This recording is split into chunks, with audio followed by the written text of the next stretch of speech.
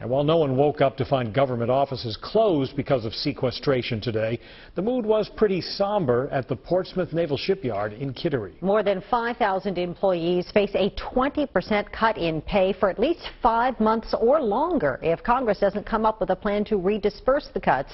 News Center's Vivian Lee has the story.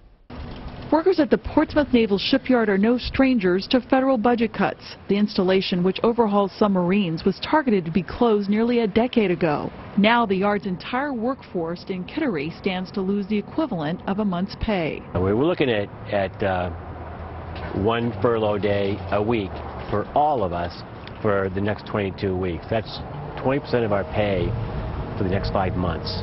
That's substantial. We're the scapegoats. We're the ones, the federal worker.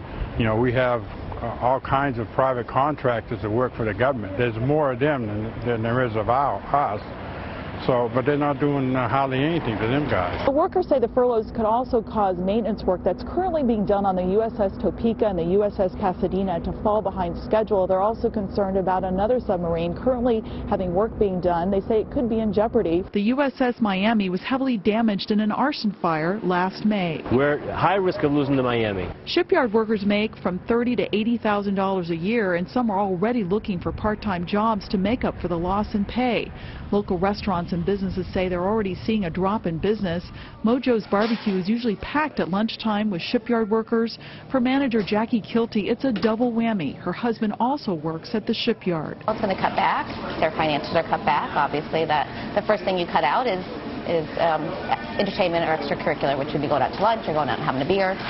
I think it will affect business. I think it's going to also affect their morale. The furloughs are expected to begin in late April unless Congress comes up with an alternative plan. But shipyard workers aren't holding their breath. In Kittery, Vivian Lee, News Center. In the interest of full disclosure, we want to point out that Vivian's husband works for the U.S. Navy. And here's some other funding Maine could lose because of the sequester. The state will see $2.7 million in funding for primary and secondary education lost. Programs such as Head Start could lose their funding. In addition, $2.6 million for teachers, staff, and aides will be gone. In addition to that, nearly 7,000 Department of Defense workers would be furloughed. 600 employees who work at in Limestone at the Defense Finance and Accounting Service, or DFAS, are included.